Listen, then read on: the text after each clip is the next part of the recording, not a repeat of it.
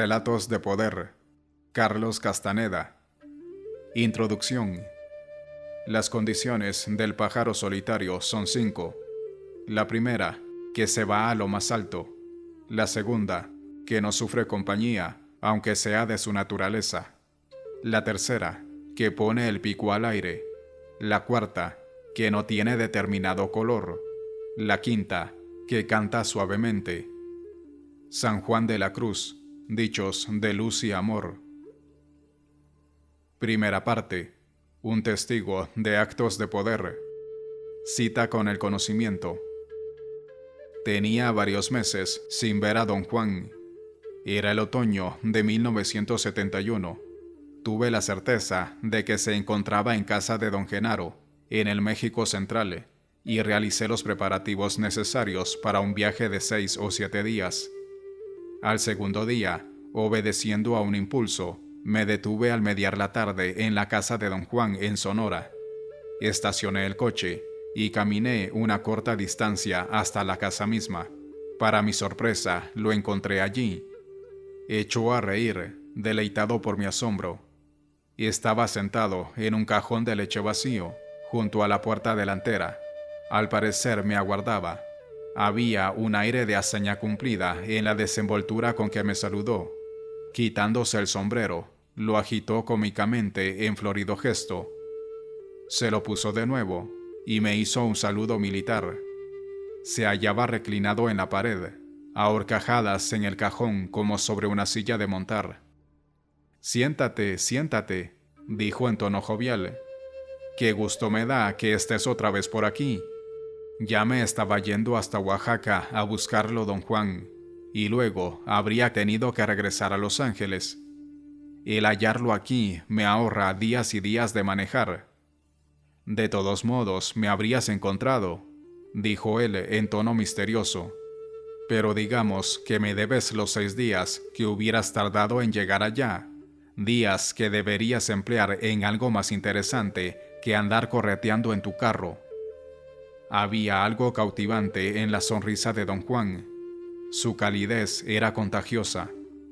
«¿Dónde están los instrumentos?», preguntó, haciendo un gesto de escribir a mano. Le dije que los había dejado en el coche.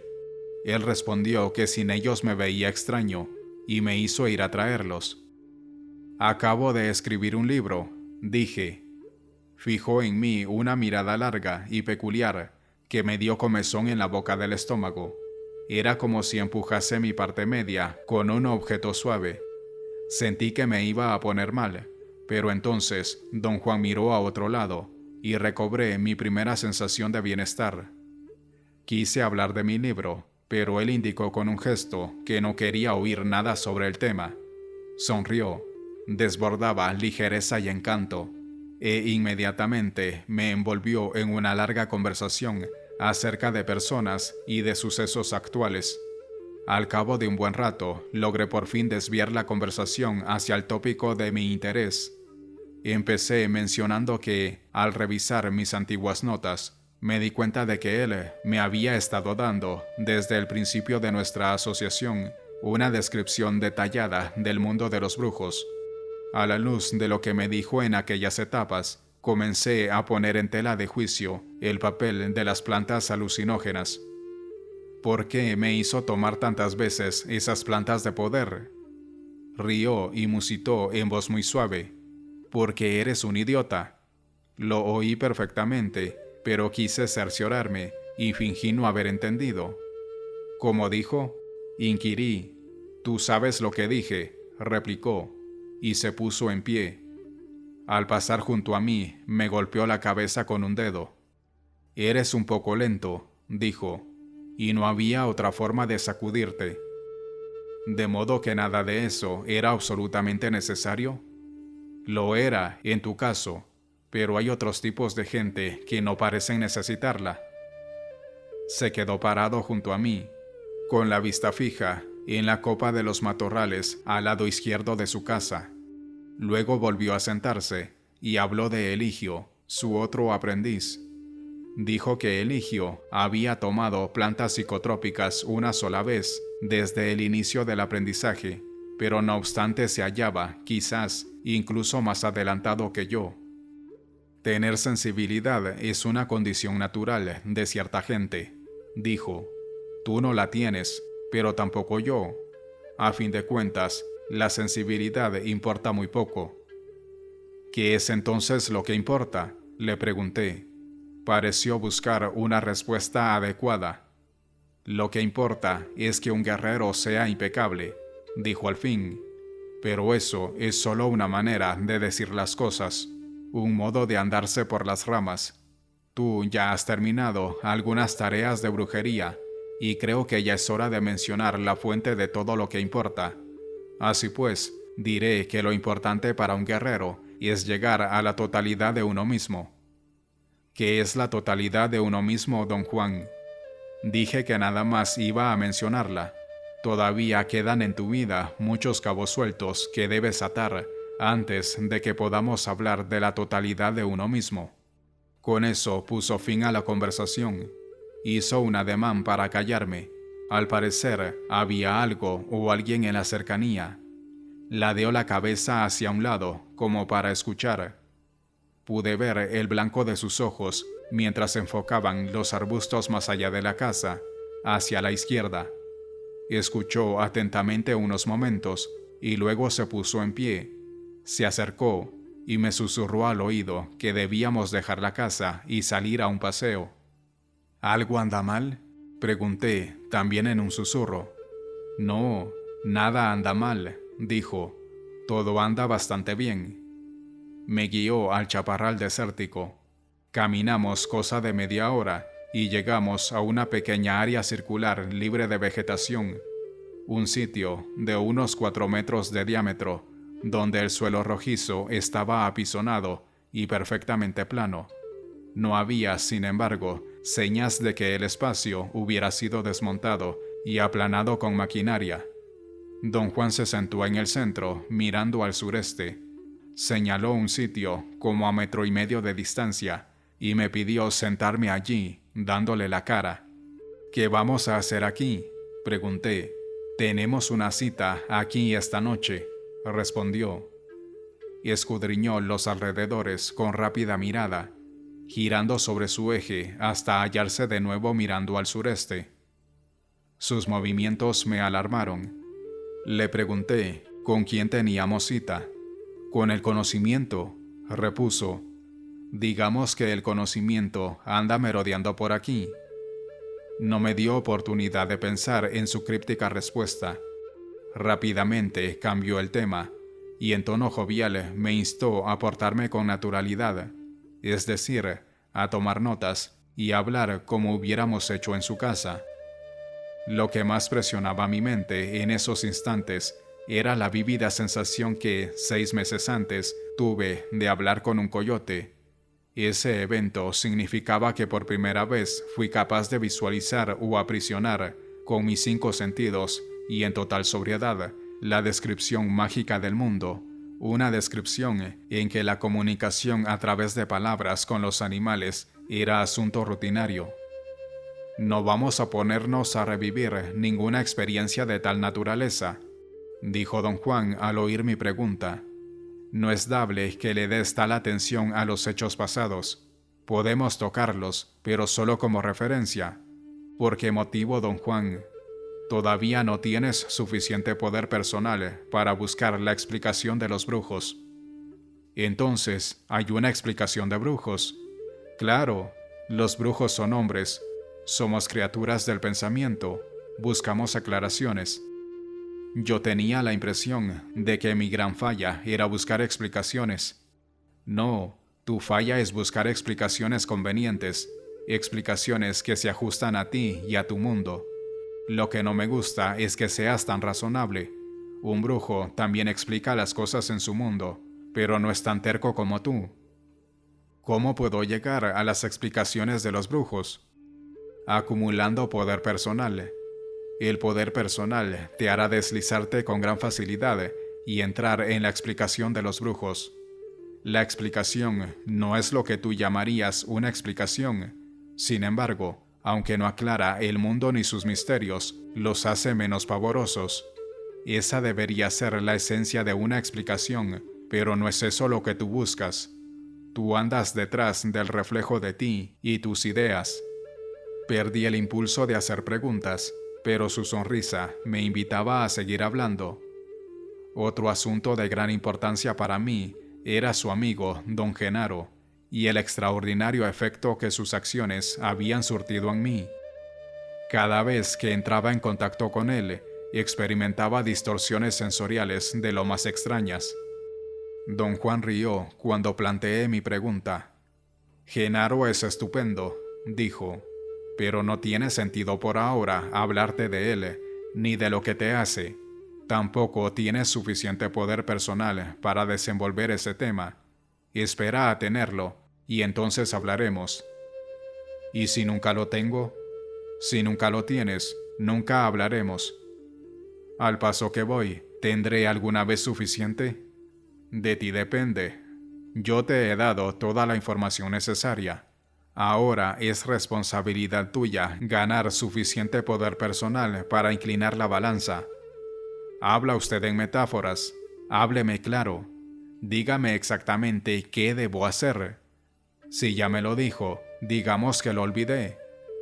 Don Juan chasqueó la lengua y se acostó, con los brazos detrás de la cabeza. Tú sabes exactamente lo que necesitas, dijo. Respondí que a veces creía saberlo, pero que la mayor parte del tiempo carecía de confianza en mí mismo. Me temo que confundes las cosas. La confianza de un guerrero no es la confianza del hombre común. El hombre común busca la certeza en los ojos del espectador y llama a eso confianza en sí mismo. El guerrero busca la impecabilidad en sus propios ojos y llama a eso humildad. El hombre común está enganchado a sus prójimos, mientras que el guerrero solo depende de sí mismo. Andas en pos de lo imposible. Buscas la confianza del hombre común cuando deberías buscar la humildad del guerrero. Hay una gran diferencia entre las dos. La confianza implica saber algo con certeza.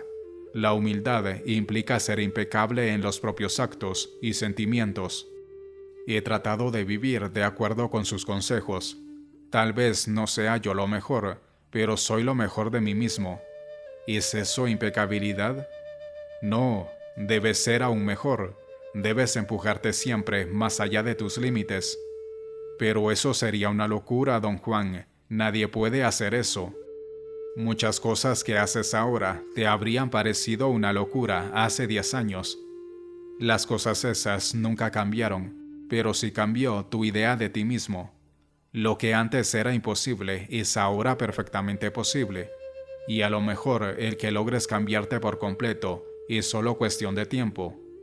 En este asunto, el único camino posible para un guerrero es actuar directamente y sin reservas. Ya conoces el camino del guerrero lo suficiente para desenvolverte bastante bien, pero te salen al encuentro tus malas costumbres. Comprendí a qué se refería. ¿Cree usted que escribir es una de esas malas costumbres que debo cambiar? ¿Debo destruir mi nuevo manuscrito? No contestó. Se puso en pie y se volvió a mirar el borde del matorral. Le conté que había recibido una cantidad de cartas en la que diversas personas me señalaban el error de escribir acerca de mi aprendizaje. Citaban como precedente el hecho de que los maestros de las doctrinas esotéricas orientales exigían discreción absoluta con respecto a sus enseñanzas. Capaz si esos maestros tienen el vicio de ser maestros, dijo don Juan sin mirarme. Yo soy solamente un guerrero. No sé en realidad qué es lo que uno siente como maestro. Pero quizás estoy revelando cosas que no debería a don Juan. No importa lo que uno revela, ni lo que uno se guarda, dijo. Todo cuanto somos descansa en nuestro poder personal. Si tenemos suficiente, una palabra que se nos diga podría ser suficiente para cambiar el curso de nuestra vida. Pero si no tenemos suficiente poder personal, se nos puede revelar la sabiduría más grande, y esa revelación nos importaría un ajo. Luego bajó la voz, como si me estuviera revelando un asunto confidencial. Voy a decirte algo que a lo mejor es la mayor sabiduría a la que uno pueda dar voz. A ver qué haces con ella. ¿Sabes que en este instante estás rodeado por la eternidad? ¿Y sabes que puedes usar esa eternidad si así lo deseas? Tras una larga pausa, durante la cual un sutil movimiento de sus ojos me instaba a rendir alguna formulación, dije no entender de qué hablaba. «Ah, allí, la eternidad está allí», dijo, señalando el horizonte. Luego apuntó hacia el cenit. «O allí, o quizá podamos decir que la eternidad es así». Extendió los brazos para señalar al este y al oeste. Nos miramos. Sus ojos contenían una pregunta. «¿Y qué me dices de esto?», inquirió, animándome a meditar sus palabras. No supe qué responder. «¿Sabes que puedes extenderte hasta el infinito en cualquiera de las direcciones que he señalado?», prosiguió. «¿Sabes que un momento puede ser la eternidad? Esto no es una adivinanza, es un hecho, pero solo si te montas en este momento y lo usas para llevar la eternidad de ti mismo hasta el infinito, en cualquier dirección». Se me quedó mirando. «Antes no tenías este conocimiento», dijo sonriendo. «Ahora es tuyo, te lo he dado, y sin embargo no importa nada, porque no tienes suficiente poder personal para utilizar mi revelación. Pero si lo tuvieras, solo mis palabras serían el medio para que acorralaras toda tu totalidad y sacaras la parte que manda de estos límites que la contienen». Vino a mi lado y me tocó el pecho con los dedos. Fue un golpe muy ligero. «Estos son los límites de los que te hablo. Uno puede salir de ellos. Somos un sentimiento, un darse cuenta encajonado aquí». Me palmeó los hombros con las manos. Mi cuaderno y mi lápiz cayeron por tierra. Don Juan puso el pie sobre el cuaderno y me miró con fijeza. Luego rió. Le pregunté si lo molestaba tomando notas. Dijo que no, en tono confortante, y apartó el pie. «Somos seres luminosos», dijo, meneando rítmicamente la cabeza. «Y para un ser luminoso, lo único que importa es el poder personal. Pero si me preguntas qué cosa es el poder personal, debo decirte que mi explicación no lo explicará». Don Juan miró el horizonte occidental y dijo que todavía quedaban unas horas de luz diurna. «Tenemos que estarnos aquí mucho rato», explicó. «Así pues, o nos sentamos en silencio o hablamos. Para ti no es natural estar callado, de modo que sigamos hablando. Este lugar es un sitio de poder y debe acostumbrarse a nosotros antes de que caiga la noche. Debes quedarte sentado lo más natural que puedas, sin miedo y sin impaciencia. Parece que es más fácil para ti estar tranquilo cuando escribes. Así que escribe cuanto se te dé la gana. Y ahora, a ver si me cuentas de tu soñar». La súbita transición me tomó desprevenido. Don Juan repitió su petición. Había mucho que decir al respecto. Soñar implicaba el cultivo de un poder peculiar sobre los propios sueños, hasta el punto que las experiencias sabidas en ellos y las vividas en las horas de vigilia adquirían la misma valencia pragmática. Los brujos alegaban que, bajo el impacto del soñar, los criterios ordinarios para diferenciar entre sueño y realidad se hacían inoperantes. La praxis del soñar era para don Juan un ejercicio que consistía en hallar las propias manos durante un sueño. En otras palabras, uno debía soñar deliberadamente que buscaba y hallaba sus manos en un sueño. Después de años de intento infructuosos, yo había logrado finalmente la tarea. Considerando retrospectivamente, se me evidenció que solo podía alcanzar el éxito tras haber obtenido cierto grado de dominio sobre el mundo de mi vida cotidiana. Don Juan quiso saber los puntos salientes y empecé a contarle que la dificultad de estructurar la orden de mirarme las manos parecía ser muy a menudo insuperable.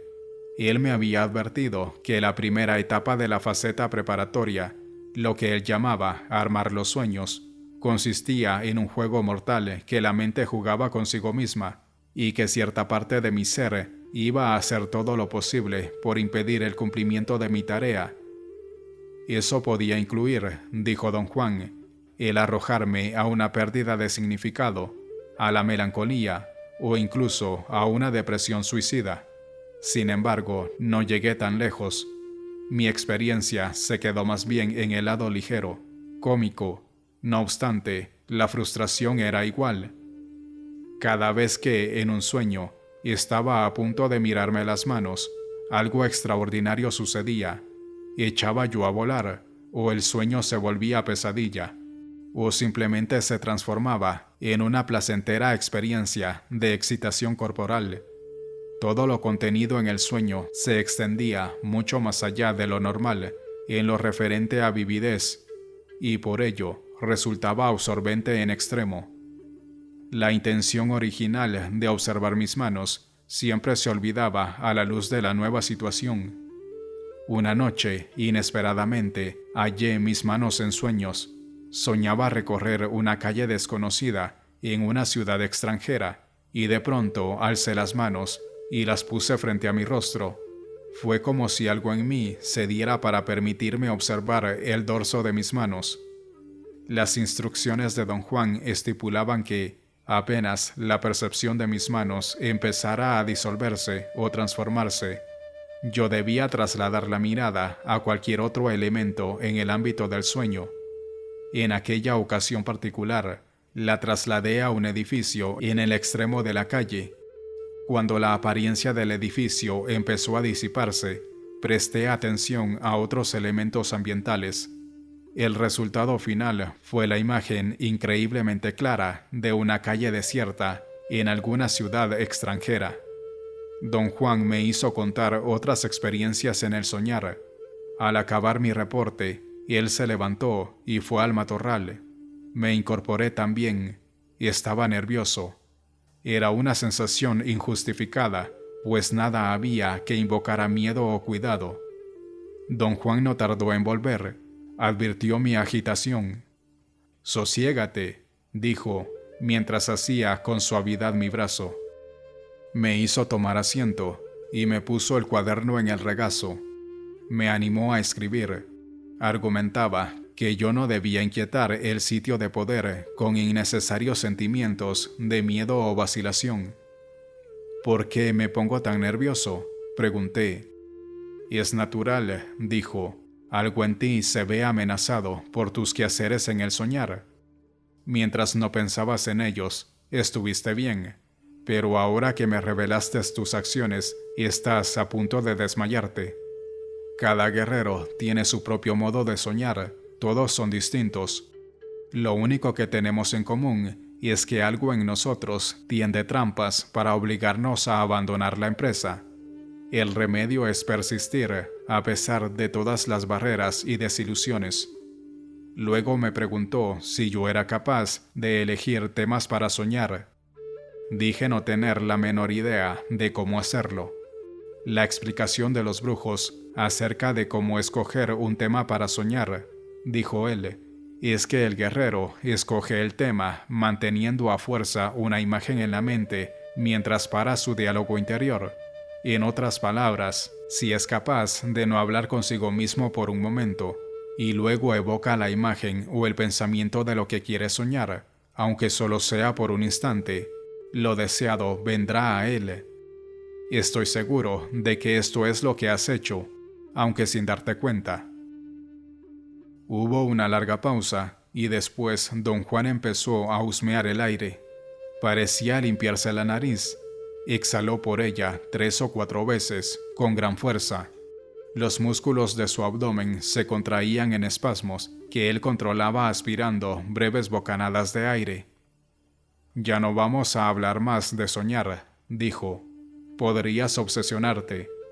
Para lograr éxito en cualquier empresa se debe ir muy despacio, con mucho esfuerzo, pero sin tensión ni obsesiones». Se puso en pie y caminó hasta el borde del matorral. Agachándose, escrutó el follaje. Parecía examinar algo en las hojas, sin acercarse a ellas demasiado. «¿Qué hace usted?», pregunté, incapaz de contener la curiosidad. Me encaró, sonriendo y alzando las cejas.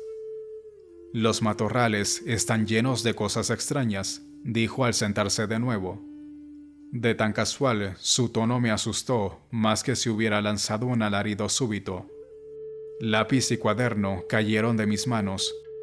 Me remedó entre risas y dijo que mis reacciones exageradas eran uno de los cabos sueltos que aún existían en mi vida.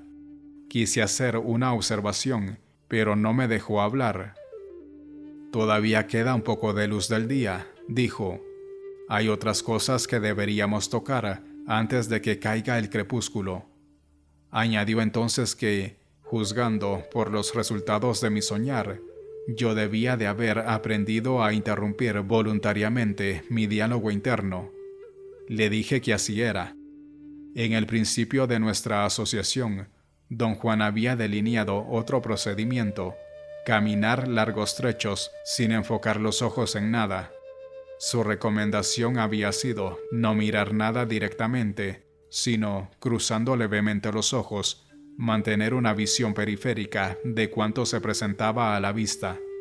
Recalcó, aunque entonces no entendí, que conservando los ojos sin enfocar en un punto justamente arriba del horizonte, es posible percibir en forma simultánea cada elemento en el panorama total de casi 180 grados frente a los ojos. Me aseguró que ese ejercicio era la única manera de suspender el diálogo interno. Solía pedir reportes sobre mi progreso, pero luego dejó de preguntar por él. Dije a don Juan que practiqué la técnica años enteros sin advertir cambio alguno, pero de todos modos no lo esperaba. Cierto día, sin embargo, me di cuenta súbitamente de que acababa de caminar durante unos 10 minutos sin haberme dicho una sola palabra.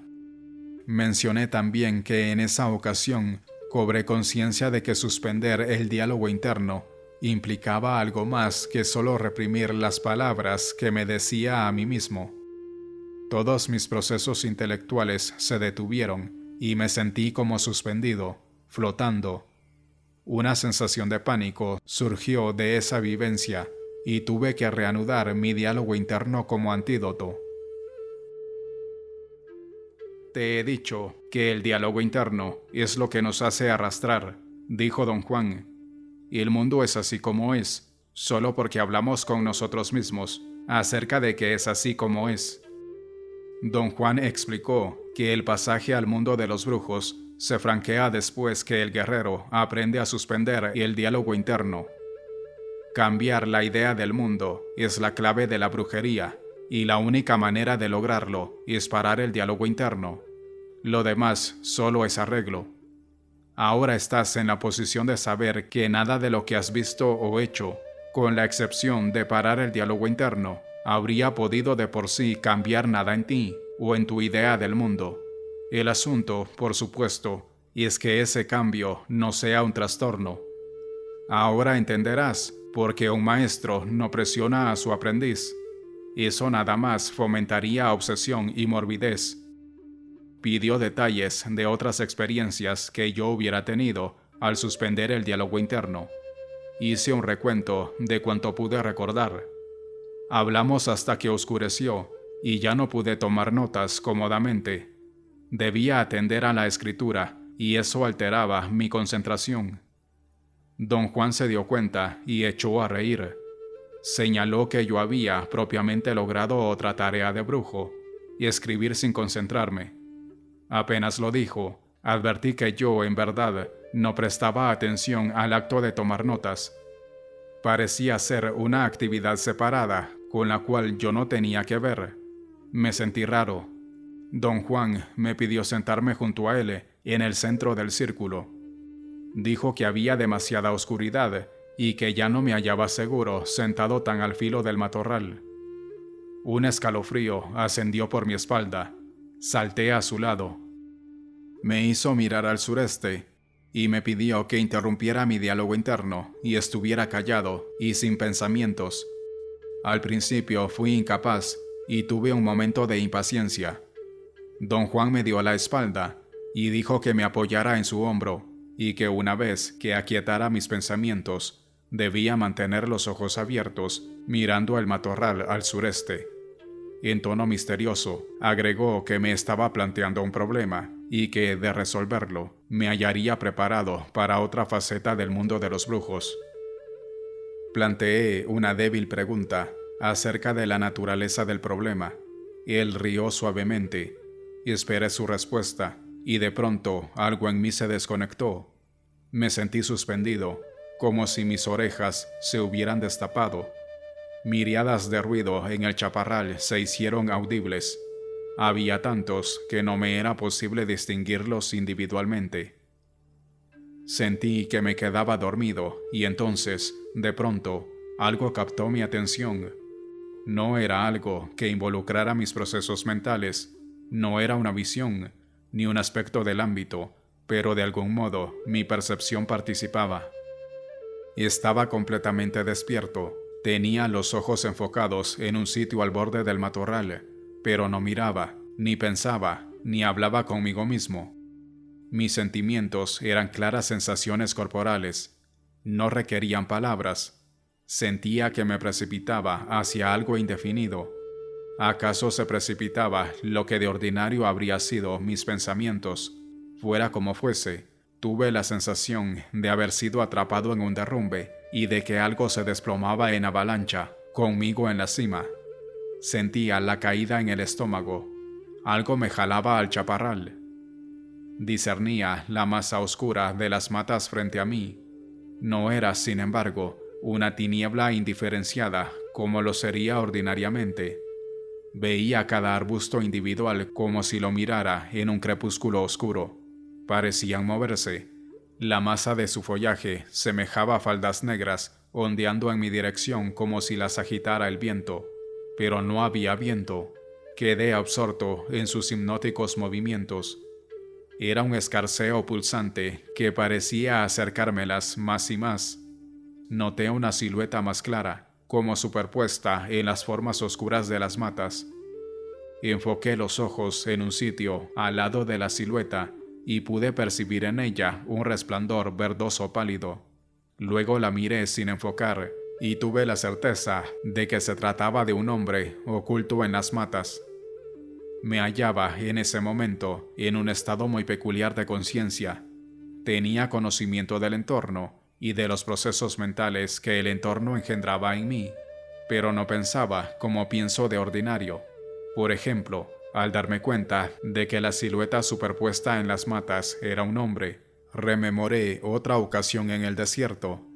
En aquel entonces, mientras don Genaro y yo caminábamos de noche por el chaparral, noté que un hombre se ocultaba entre los arbustos detrás de nosotros, pero lo perdí de vista apenas traté de explicar racionalmente el fenómeno. Y esta vez, sin embargo, sentí llevar la ventaja y me rehusé a explicar o pensar en absoluto. Durante un momento, tuve la impresión de que podía retener al hombre y forzarlo a permanecer dentro de mí, y ya no pude conservar en tensión los músculos de mi abdomen. En el preciso instante en que cedí, la forma oscura de un enorme pájaro o alguna clase de animal volador brotó del matorral y se me echó encima. Fue como si la figura del hombre se hubiera transformado en la de un ave. Tuve la clara percepción consciente del miedo. Di una bocanada y luego un fuerte grito y caí de espaldas. Don Juan me ayudó a incorporarme. Su rostro estaba muy cerca del mío. Reía. ¿Qué fue eso?, vociferé. Me silenció, cubriéndome la boca con la mano. Acercó los labios a mi oído y susurró que debíamos abandonar el sitio en forma tranquila y sosegada, como si nada hubiera ocurrido. Caminamos lado a lado. Su paso era sereno y parejo. Un par de veces volvió rápidamente la cabeza. Lo imité y en las dos ocasiones pude ver una masa oscura que parecía seguirnos. Oí a mis espaldas un chillido escalofriante. Experimenté un momento de terror puro. Un movimiento ondulatorio recorrió en espasmos los músculos de mi estómago, creciendo en intensidad hasta que sencillamente forzó mi cuerpo a correr. Para hablar de mi reacción, es imprescindible usar la terminología de Don Juan. Así puedo decir que mi cuerpo, a causa del susto experimentado, fue capaz de ejecutar lo que él llama la marcha de poder, una técnica que me había enseñado años atrás para correr en la oscuridad sin tropezar ni lastimarse en forma alguna. No tuve conciencia clara de qué había hecho ni de cómo lo hice. De pronto me hallé nuevamente en la casa de Don Juan. Al parecer, él había corrido también y llegamos al mismo tiempo. Encendió su lámpara de querosén, la colgó de una viga en el techo y con toda naturalidad me invitó a tomar asiento y relajarme. Troté marcando el paso durante un rato, hasta que mi nerviosismo se redujo a proporciones manejables. Luego me senté. Enfáticamente me ordenó actuar como si nada hubiera pasado y me entregó mi cuaderno. Yo no había advertido que, en mi prisa por salir del matorral, lo dejé caer. «¿Qué es lo que pasó, don Juan?», pregunté por fin. «Tenías una cita con el conocimiento», repuso, señalando con un movimiento de barbilla el borde oscuro del chaparral. «Te llevé allá porque encontré al conocimiento ahí dando vueltas alrededor de la casa cuando llegaste. Podrías decir que el conocimiento sabía de tu venida y te esperaba. En lugar de enfrentarlo aquí, me pareció propio enfrentarlo en un sitio de poder. Entonces preparé una prueba para ver si tenías suficiente poder personal para separarlo del resto de las cosas en torno nuestro. Lo hiciste muy bien». «No se vaya tan deprisa», protesté. Vi la silueta de un hombre escondido detrás de una mata y luego vi un enorme pájaro. «No viste un hombre», dijo con énfasis. «Tampoco viste un pájaro. La silueta en las matas y lo que voló hacia nosotros era una polilla. Si quieres ser exacto en términos de brujo, pero muy ridículo en tus propios términos, puedes decir que esta noche tenías cita con una polilla, y el conocimiento es una polilla». Me dirigió una mirada penetrante. La luz de la linterna creaba sombras extrañas en su cara. Aparté los ojos. «A lo mejor tendrás bastante poder personal para desilvanar hoy ese misterio. Si no es hoy, será mañana. Recuerda, todavía me debes 6 días». Don Juan se puso en pie y fue a la cocina en la parte trasera de la casa. Tomó la linterna y la puso contra la pared, sobre el tocón bajo y redondo que usaba como banco. Nos sentamos en el suelo, uno frente al otro, y nos servimos frijoles y carne de una olla que él había colocado frente a nosotros. Comimos en silencio. De vez en cuando me echaba vistazos furtivos y parecía a punto de reír. Sus ojos semejaban 2 ranuras. Al mirarme los abría un poco y la humedad de la córnea reflejaba la luz de la linterna. Parecía estar usando la luz para crear un reflejo. Jugaba con el reflejo, sacudiendo la cabeza en forma casi imperceptible cada vez que enfocaba en mí los ojos. El efecto era un fascinante estremecimiento luminoso. Tomé conciencia de sus maniobras después de que las hubo ejecutado un par de veces.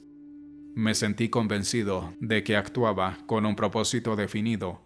No pude menos que preguntarle al respecto. «Tengo un motivo ulterior», dijo, empleando una voz tranquilizadora. «Te estoy calmando con mis ojos. No parece que te estés poniendo más nervioso, ¿verdad?» Tuve que admitir que me sentía bastante a mis anchas. El cintilar constante de sus ojos no era ominoso, ni me había asustado o molestado en forma alguna. «¿Cómo hace usted para calmarme con los ojos?», repitió el imperceptible oscilar de cabeza. Las córneas de sus ojos reflejaban en verdad la luz de la linterna de querosén. «Haz tú la prueba», dijo en tono casual, mientras se servía otro plato de comida. «Puedes calmarte solo». Intenté menear la cabeza. Mis movimientos eran torpes. Si sacudes así la cabeza, no vas a calmarte, dijo riendo. Nada más te va a doler. El secreto no está en el meneo de cabeza, sino en la sensación que viene a los ojos desde la parte baja del estómago. Esto es lo que mueve la cabeza. Se frotó la región umbilical. Habiendo terminado de comer, me recliné en una pila de leña donde había algunos costales. Traté de imitar su movimiento de cabeza. Don Juan parecía divertirse inmensamente. Lanzaba risitas y se golpeaba los muslos. Un ruido súbito interrumpió su regocijo. Oí un extraño sonido grave, como golpeteo sobre la madera, procedente del chaparral. Don Juan echó la mandíbula hacia adelante, haciéndome seña de permanecer alerta. «Esa es la polilla que te llama», dijo en un tono carente de emoción.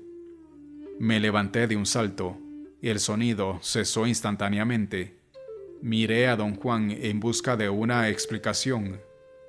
Él hizo un gesto cómico de impotencia, alzando los hombros. «Todavía no has cumplido con tu cita», añadió. Le dije que me sentía indigno y que tal vez debería irme a casa y regresar cuando tuviera más fuerza. «Esas son idioteces», repuso cortante. «Un guerrero toma su suerte, sea la que sea, y la acepta con la máxima humildad. Se acepta con humildad así como es, no como base para lamentarse, sino como base para su lucha y su desafío. Nos demoramos mucho para comprender eso y vivirlo por entero. Yo, por ejemplo, odiaba mencionar la palabra humildad. Soy un indio, y los indios siempre hemos sido humildes y no hemos hecho nada más que agachar la cabeza. Yo pensaba que la humildad no tenía nada que ver con el camino del guerrero. Me equivocaba. Ahora sé que la humildad del guerrero no es la humildad del pordiosero. El guerrero no agacha la cabeza ante nadie, pero al mismo tiempo tampoco permite que nadie agache la cabeza ante él. En cambio, el pordiosero, a la menor provocación, pide piedad de rodillas y se echa al suelo a que lo pise cualquiera a quien considera más encumbrado, pero al mismo tiempo exige que alguien más bajo que él le haga lo mismo. Por eso te dije hace un rato que no entiendo lo que debe sentir un maestro. Yo solo conozco la humildad del guerrero, y eso jamás me permitirá ser el amo de nadie. Guardamos silencio unos momentos. Sus palabras me habían causado una profunda agitación, me conmovían, y al mismo tiempo me preocupaba la presencia en el matorral. Mi evaluación consciente era que don Juan me ocultaba cosas, y que debía saber lo que realmente estaba ocurriendo. Me hallaba envuelto en tales deliberaciones cuando el mismo extraño golpeteo dispersó mis pensamientos con una sacudida. Don Juan sonrió y luego empezó a reír por lo bajo. «¿Te gusta la humildad del pordiosero?», dijo suavemente. «Agachas la cabeza ante la razón. Siempre pienso que me están engañando. Ese es el punto de mi problema». «Tienes razón, te están engañando», repuso con una sonrisa encantadora. «Eso no puede ser tu problema. El verdadero punto del asunto es que sientes que soy yo el que te está mintiendo. ¿No es así?» «Sí, algo en mí no me permite creer que lo que está ocurriendo sea real». «Otra vez tienes razón. Nada de lo que está ocurriendo es real». «¿Qué quiere usted decir, don Juan?» «Las cosas son reales solo cuando uno ha aprendido a estar de acuerdo de que son reales. Lo que sucedió esta noche, por ejemplo, no puede de ninguna manera ser real para ti, porque nadie podría estar de acuerdo contigo en ese respecto». «¿Quiere decir que usted no vio lo que ocurría?» «Claro que sí, pero yo no cuento. Yo soy el que te está mintiendo, ¿recuerdas?» Don Juan rió hasta toser y atragantarse. Su risa era amistosa, aunque se burlaba de mí. «No le des tanta importancia a mis palabras. Solo trato de que descanses, y sé que te sientes a tus anchas solo cuando estás confundido». Su expresión era tan deliberadamente cómica que ambos reímos. Le dije que lo que acababa de decir me hacía sentir más atemorizado que nunca. ¿Me tienes miedo?, preguntó. No a usted, sino a lo que usted representa. Represento la libertad del guerrero. ¿Tienes miedo de eso? No, pero tengo miedo de su conocimiento. Yo no tengo descanso, ni puedo refugiarme en nada. Otra vez confundes las cosas. Descanso, refugio, miedo. Cavilaciones que has aprendido sin poner jamás en duda su valor. Los brujos malignos ya se han aliado contigo. ¿Quiénes son los brujos malignos, don Juan? Todos nuestros prójimos son los brujos malignos, y como andas revuelto con ellos, también tú eres un brujo maligno. Piensa un momento, ¿puedes desviarte de la senda que te han trazado? No, tus ideas y tus acciones están fijadas para siempre en sus términos. Eso es esclavitud. Yo, en cambio, te traje libertad. La libertad es muy cara, pero el precio no es imposible. Ten miedo a tus carceleros, a tus amos. No desperdicies tu tiempo y tu poder en temerme a mí. Supe que tenía razón, y sin embargo, pese a mi genuina concordancia con él, supe también que los hábitos de toda mi vida me harían, inevitablemente, ceñirme a mi vieja senda. Me sentí en verdad un esclavo. Tras un largo silencio, don Juan me preguntó si tenía fuerza suficiente para otro encuentro con el conocimiento. «O sea, ¿con la polilla?», pregunté, medio en broma. Su cuerpo se contorsionó de risa. Fue como si yo le hubiera contado el chiste más gracioso del mundo. «¿Qué quiere decir usted realmente con eso de que el conocimiento es una polilla?». «Eso es lo único que quiero decir. Una polilla es una polilla». Pensé que a estas alturas, con todo lo que has aprendido y logrado, tendrías poder suficiente para ver, pero en lugar de ver, tu mirada se fijó en un hombre, y eso no fue ver de verdad. Desde el principio de mi aprendizaje, don Juan había descrito el concepto de ver como una capacidad especial que podía cultivarse y que permitía percibir la naturaleza última de las cosas.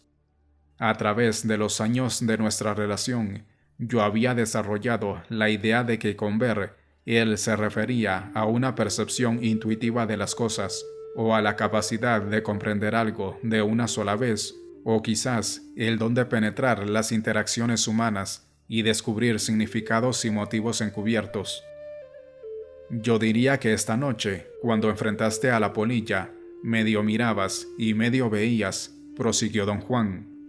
En ese estado, aunque no eras del todo lo que eres de costumbre, fuiste capaz de darte cuenta de lo que estaba pasando, al fin de hacer operar tu conocimiento del mundo. Don Juan hizo una pausa y me miró. Al principio no supe qué decir. ¿Cómo estaba operando mi conocimiento del mundo? Tu conocimiento del mundo te decía que en los matorrales uno solamente puede hallar animales rondando u hombres escondidos detrás del follaje. Te aferrabas a ese pensamiento y, naturalmente, tuviste que hallar modos de hacer que el mundo se ajustara a tu pensamiento. Pero yo no pensaba en absoluto, don Juan. Entonces, no digamos que pensabas. Es más bien el hábito de hacer que el mundo se ajuste siempre a nuestros pensamientos. Cuando no se ajusta, simplemente lo forzamos a hacerlo. Las polillas del tamaño de un hombre no pueden ser ni siquiera un pensamiento. Por lo tanto, para ti, lo que había en el matorral tenía que ser un hombre. Lo mismo pasó con el coyote. Tus viejos hábitos decidieron también la naturaleza de aquel encuentro. Algo tuvo lugar entre el coyote y tú, pero no fue conversación. Yo mismo he estado en ese jaleo. Ya te conté que una vez hablé con un venado. Tú hablaste con un coyote, pero ni tú ni yo sabremos jamás qué fue lo que realmente ocurrió en esas ocasiones. ¿Qué me está diciendo don Juan? Cuando la explicación de los brujos se me hizo clara, ya era demasiado tarde para saber qué me hizo el venado. Dije que hablamos, pero no fue así. Decir que tuvimos una conversación es solo una forma de arreglar lo que pasó, para así poder hablar de ello. El venado y yo hicimos algo, pero en el momento en que eso ocurría, yo también necesitaba ajustar el mundo a mis ideas, igual que tú. Ya he hablado toda mi vida, igual que tú. Por lo tanto, mis hábitos se impusieron y se extendieron aún al venado. Cuando el venado se me acercó e hizo lo que hizo, me vi forzado a entenderlo como conversación. ¿Es esta la explicación de los brujos? No, es la explicación que yo te doy, pero no se opone a la explicación de los brujos. Sus aseveraciones me produjeron un estado de gran agitación intelectual. Durante un rato olvidé la mariposa nocturna que rondaba e incluso tomar notas. Intenté reformular sus postulados y entramos en una larga discusión acerca de la naturaleza reflexiva de nuestro mundo. El mundo, según don Juan, debía ajustarse a su descripción, es decir, la descripción se reflejaba a sí misma. Otro punto en su elucidación era que habíamos aprendido a relacionarnos con nuestra descripción del mundo en términos de lo que él llamaba hábitos. Introduje un término que me parecía más totalizador: intencionalidad, la propiedad de la conciencia humana por medio de la cual un objeto se alude o se propone. Nuestra conversación engendró una especulación sumamente interesante. Examinada a la luz de la explicación de don Juan, mi conversación con el coyote adquiría un nuevo carácter. Yo había, en verdad, no solamente propuesto el diálogo, pues nunca he conocido otra avenida de comunicación intencional, sino que también había logrado ajustarme a la descripción de que la comunicación tiene lugar a través del diálogo, y en tal forma hice que la descripción se reflejara a sí misma. Tuve un momento de gran alborozo. Don Juan rió y dijo que conmoverme a tal grado con las palabras era otro aspecto de mi tontería. Hizo una cómica pantomima de hablar sin sonidos. Todos pasamos por los mismos jalones, dijo tras una larga pausa. La única manera de vencerlos es persistir en actuar como guerrero. El resto viene de sí mismo y por sí mismo. ¿Qué es el resto, don Juan? El conocimiento y el poder. Los hombres de conocimiento tienen los dos, y sin embargo, ninguno de ellos podría decir cómo llegó a tenerlos, simplemente que siguieron actuando como guerreros, y en un momento dado todo cambió. Me miró, parecía indeciso. Luego se puso en pie y dijo que yo no tenía más recurso que cumplir mi cita con el conocimiento. Sentí un escalofrío. Mi corazón empezó a golpear con rapidez. Me incorporé.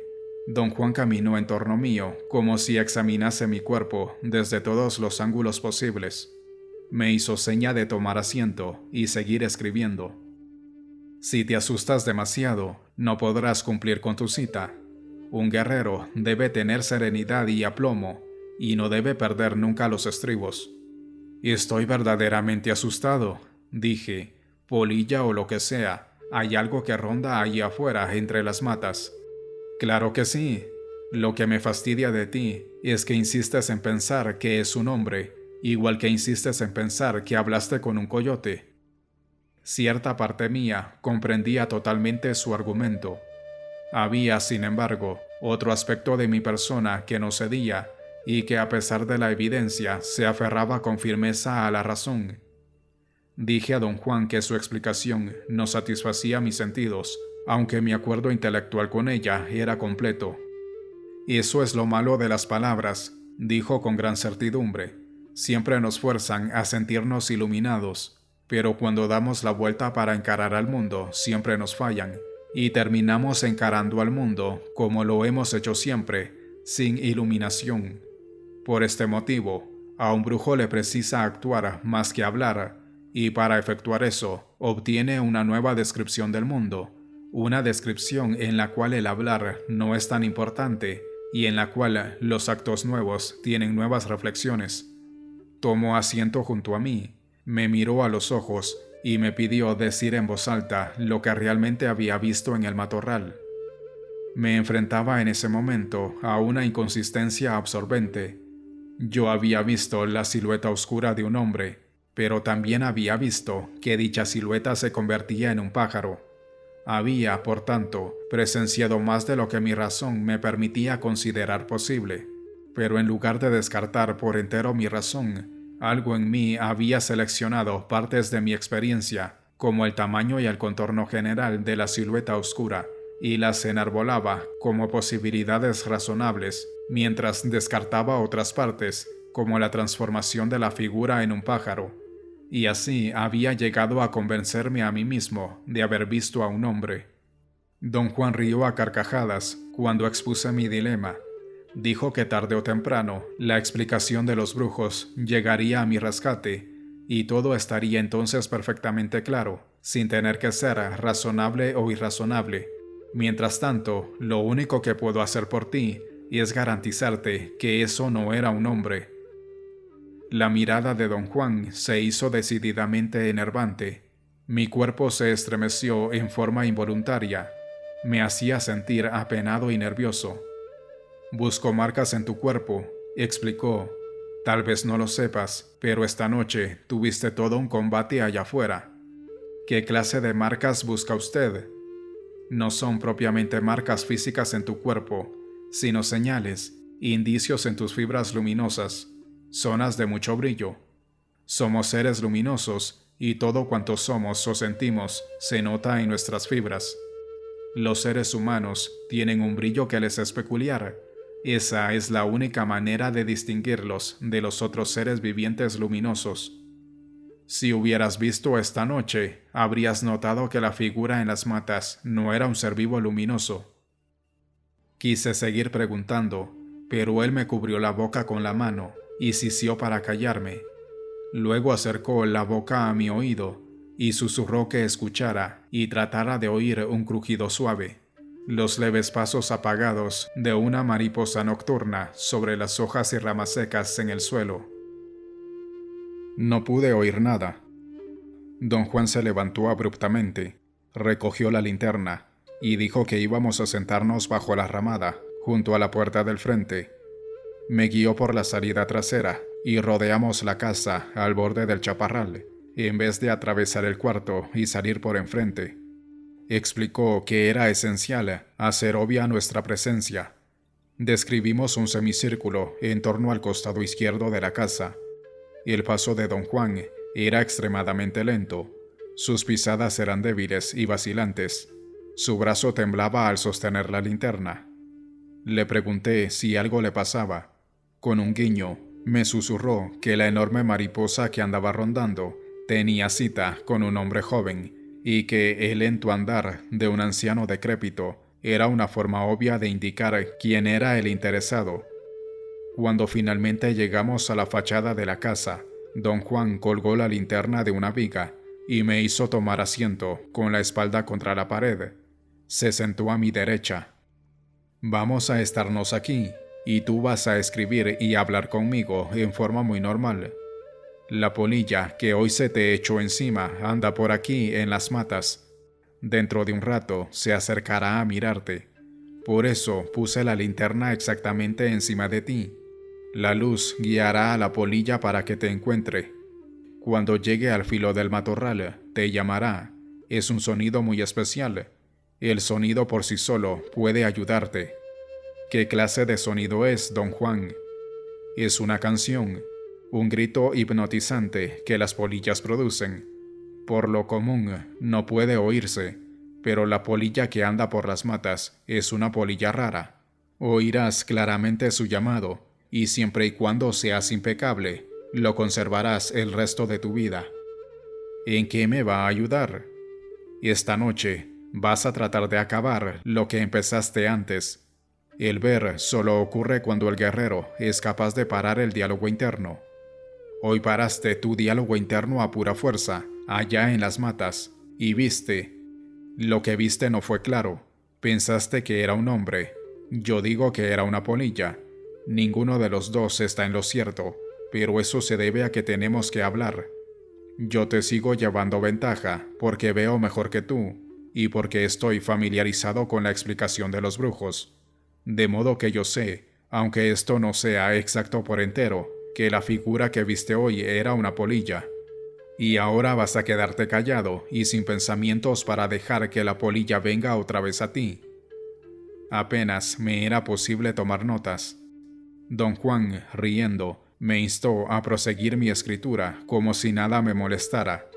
Me tocó el brazo y me dijo que escribir era el mejor escudo de protección con que yo podría contar. Nunca hemos hablado de las polillas, continuó. No había llegado la hora hasta hoy. Como ya sabes, tu espíritu estaba sin balance. Para contrarrestar eso, te enseñé la vida del guerrero.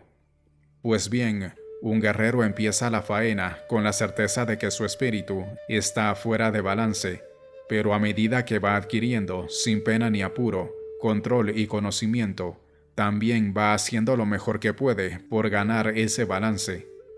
En tu caso, como en el de todos los hombres, tu falta de balance se debía a la suma total de todas tus acciones, pero ahora tu espíritu parece estar en una claridad propicia para hablar de la polilla. ¿Cómo supo usted que esta era la hora correcta para hablar de la polilla? Cuando llegaste, miré a una rondando alrededor de la casa. Esa era la primera vez que se mostraba amistosa y abierta. Ya la había visto antes en las montañas, junto a la casa de Genaro, pero solamente como una figura espeluznante que reflejaba tu falta de orden. En ese momento oí un extraño sonido. Era como el crujido apagado de una rama que raspase contra otra, o como el petardeo de un motor pequeño oído a distancia. Cambiaba de escalas, como un tono musical, creando un ritmo sobrecogedor. Luego cesó. «Esa fue la polilla», dijo don Juan. «A lo mejor ya notaste que, aunque la luz de la linterna es lo bastante viva para atraer polillas, no hay ni siquiera una sola volando en torno de ella». Yo no había prestado atención al hecho, pero una vez don Juan me lo hizo notar. Advertí también un silencio increíble en el desierto que circundaba la casa. «No te sobresaltes, no hay nada en este mundo de lo cual un guerrero no pueda dar razón. Verás, un guerrero se considera ya muerto, y así no tiene ya nada que perder. Ya le pasó lo peor, y por lo tanto se siente tranquilo, y sus pensamientos son claros. A juzgar por sus actos o sus palabras, uno jamás sospecharía que un guerrero lo ha presenciado todo». Las palabras de don Juan, y sobre todo su ánimo, me resultaban muy confortantes. Le dije que en mi vida cotidiana había definitivamente dejado de experimentar mi antiguo miedo obsesivo, pero que mi cuerpo se convulsionaba de temor al pensar en lo que había allí en las tinieblas. «Allá afuera solo hay conocimiento», dijo en tono objetivo. «El conocimiento es pavoroso, cierto, pero si un guerrero acepta la naturaleza aterradora del conocimiento, cancela lo temible». El extraño sonido barbotante se oyó de nuevo. Parecía más cercano y más fuerte.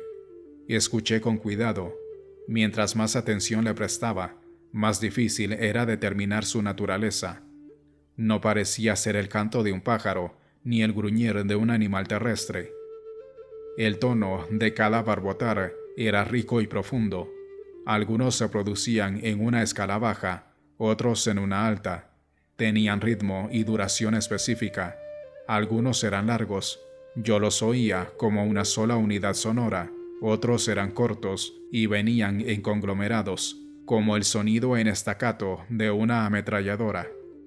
Las polillas son los heraldos, o mejor dicho, los guardianes de la eternidad, dijo don Juan cuando el sonido hubo cesado.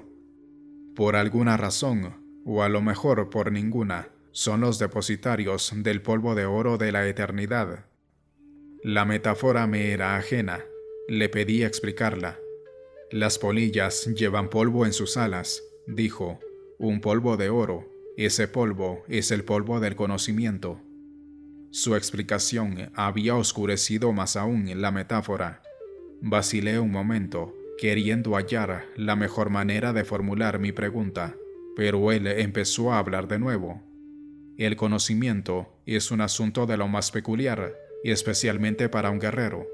El conocimiento para un guerrero es algo que llega de pronto, lo envuelve y pasa. ¿Qué tiene que ver el conocimiento con el polvo en las alas de las polillas?» El conocimiento llega flotando como centellas de polvo de oro, el mismo polvo que cubre las alas de las polillas, y así pues, para un guerrero, el conocimiento es como si le cayera el agua de una regadera o como si le llovieran centellas de polvo de oro. En la forma más cortés que me fue posible, mencioné que sus explicaciones me habían confundido aún más. Riendo, me aseguró que cuanto decía tenía perfecto sentido, solo que mi razón no me dejaba en paz. Las polillas han sido amigas mías íntimas y ayudantes de los brujos desde tiempos inmemoriales. No le di antes a este tema a causa de tu falta de preparación. Pero ¿cómo puede el polvo en sus alas ser conocimiento? Ya verás. Puso la mano sobre mi cuaderno y me indicó cerrar los ojos y quedarme callado y sin pensar. Dijo que el canto de la polilla en el chaparral me asistiría. Si le prestaba atención, me hablaría de sucesos inminentes. Recalcó que no sabía cómo iba a establecerse la comunicación entre la polilla y yo, ni cuáles serían los términos de la comunicación. Me instó a sentirme tranquilo y seguro y a confiar en mi poder personal. Tras un periodo inicial de impaciencia y nerviosismo, logré quedar en silencio. Mis pensamientos disminuyeron en número hasta que mi mente se vació por completo. Los ruidos del chaparral desértico parecieron surgir al parejo de mi calma, y el extraño sonido que don Juan atribuía a una polilla se dejó escuchar nuevamente. Se registraba como una sensación en mi cuerpo, no como un pensamiento en mi mente. Se me ocurrió que no era para nada ominoso ni malévolo. Era dulce y sencillo. Era como el llamado de un niño. Trajo la memoria de un niñito que yo conocí. Los sonidos largos me recordaban su redonda cabeza rubia. Los sonidos cortos, su risa. Me oprimió un sentimiento de angustia suprema, y sin embargo, no había ideas en mi mente. Sentía la angustia en el cuerpo. Incapaz de permanecer sentado, me deslicé hasta quedar de lado sobre el suelo. Mi tristeza era tan intensa que empecé a pensar. Evalué mi dolor y mi pena, y de pronto me hallé inmerso en un debate interno acerca del niño. El sonido barbotante había cesado. Mis ojos estaban cerrados. Oí a don Juan incorporarse y luego sentí cómo me ayudaba a sentarme. Yo no quería hablar. Él no dijo una palabra. Lo oí moverse junto a mí. Abrí los ojos. Se había arrodillado frente a mí y examinaba mi rostro, acercándome la linterna. Me ordenó poner las manos en el estómago. Se levantó, fue a la cocina y trajo agua. Salpicó parte de ella en mi cara y me dio a beber el resto. Tomó asiento a mi lado y me entregó mis notas. Le dije que el sonido me había envuelto en una ensoñación sumamente dolorosa. «Te estás entregando a tu vicio», dijo con sequedad. Pareció sumergirse en sus pensamientos, como si buscara una proposición adecuada que hacer. «El problema de esta noche es Vergente», dijo por fin. «Primero debes parar tu diálogo interno y luego traer la imagen de la persona que quieres ver. Cualquier pensamiento que uno lleva en mente en un estado de silencio es propiamente una orden, pues no hay otro pensamiento que compita con él. Esta noche, la polilla en las matas quiere ayudarte y cantará para ti. Su canción traerá las centellas doradas y entonces verás a la persona que has elegido». Quise más detalles, pero él hizo un gesto brusco y me indicó proceder. Tras luchar unos cuantos minutos por suspender mi diálogo interno, me hallé en silencio total, y entonces, con deliberación, pensé brevemente en un amigo mío. Mantuve los ojos cerrados durante un lapso que creí instantáneo, y entonces me di cuenta de que alguien me sacudía por los hombros. Fue una lenta toma de conciencia. Abrí los ojos y me descubrí yaciendo sobre el costado izquierdo. Al parecer me había dormido tan profundamente que no recordaba haberme dejado caer por tierra. Don Juan me ayudó a sentarme de nuevo.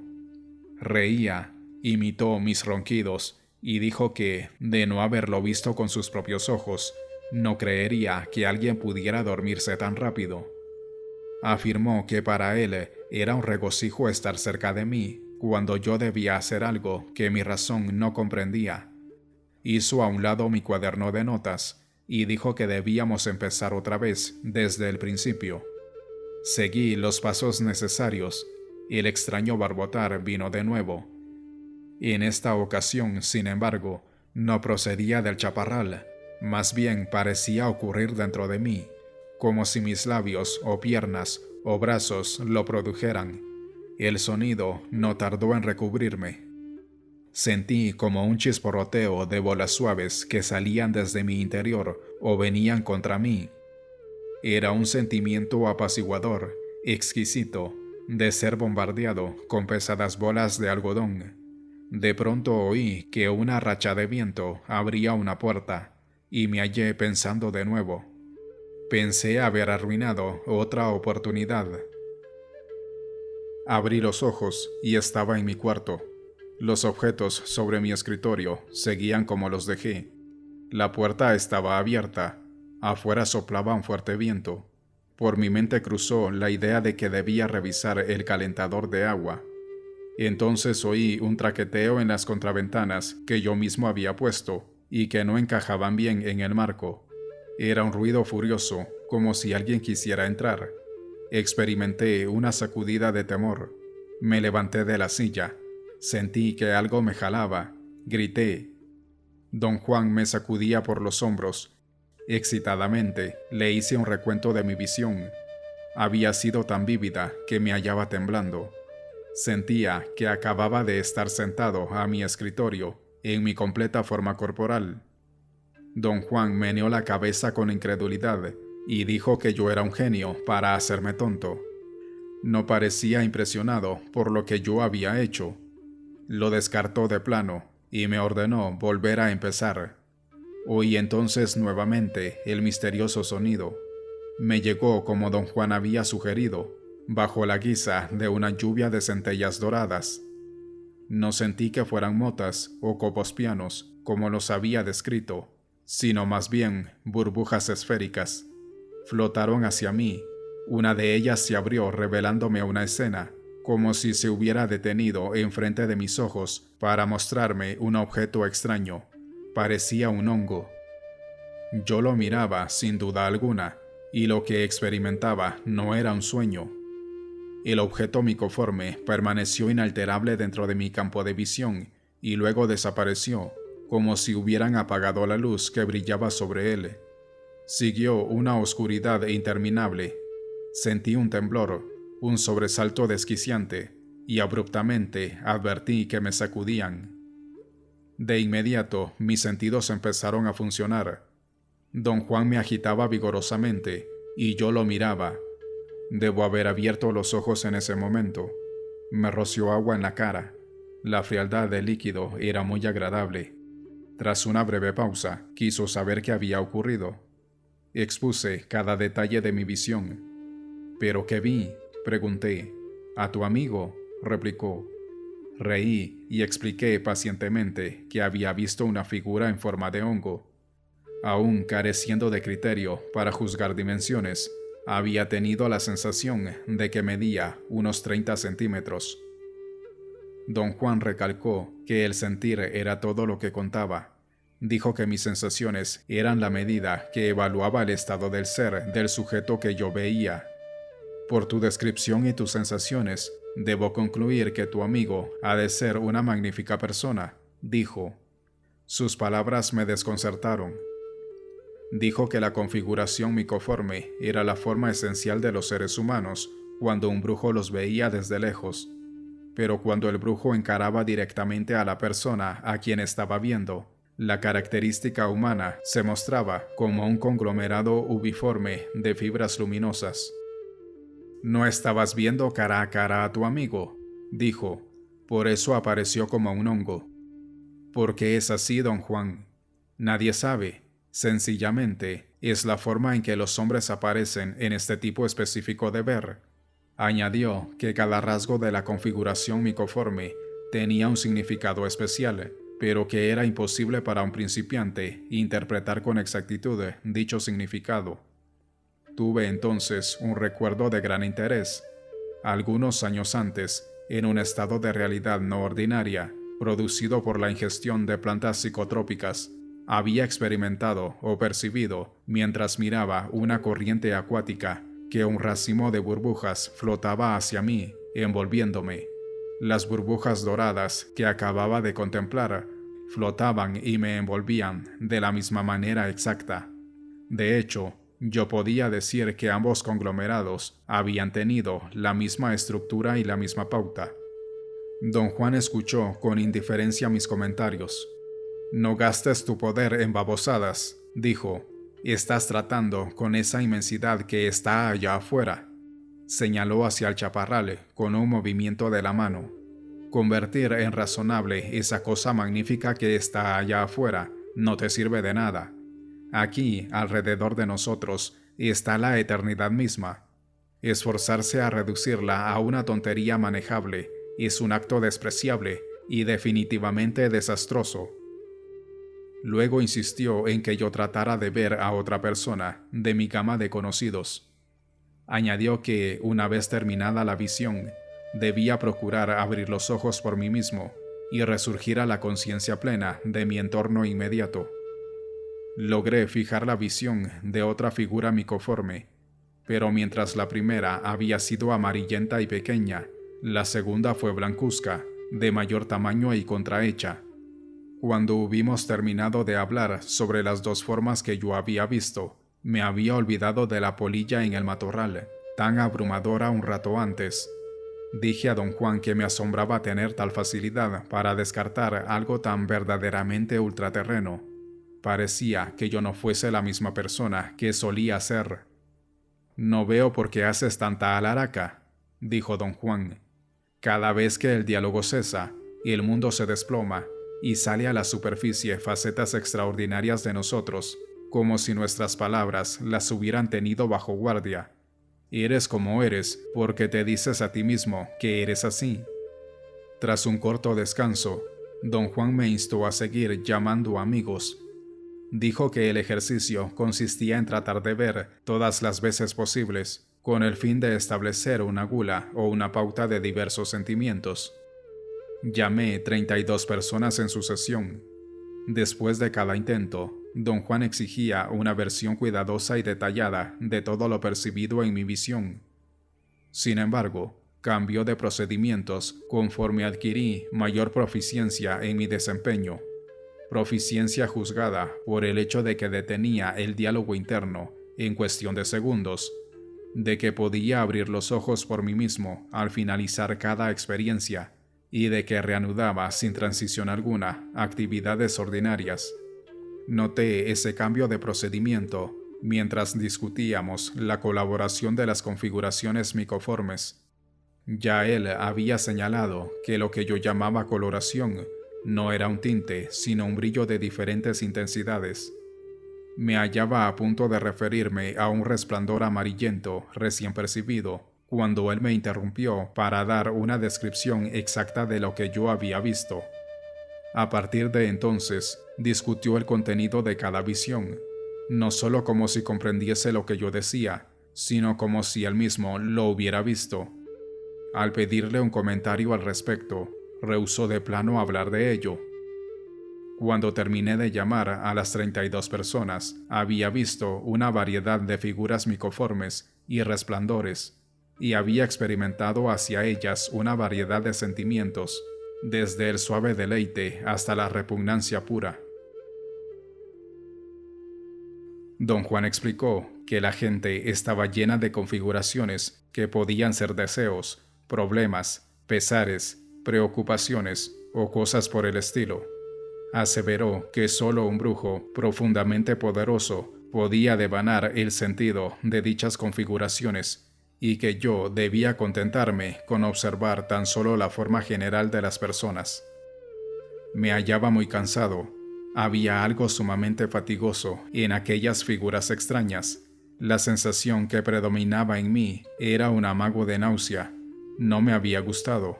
Me había hecho sentir atrapado y sin esperanza.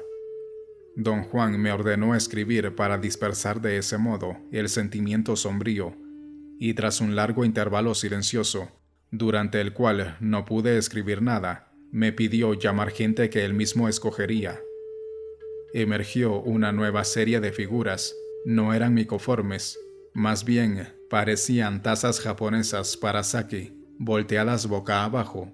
Algunas tenían, a manera de cabeza, una formación como el pie de las tazas, otras eran más redondas. Sus formas eran atractivas y apacibles. Sentí que en ellas había alguna propiedad inherente de felicidad.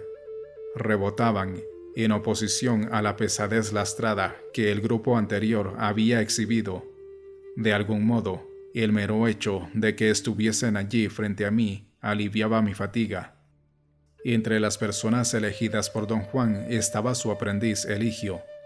Al evocar la imagen de Eligio, recibí una sacudida que me sacó de mi estado visionario.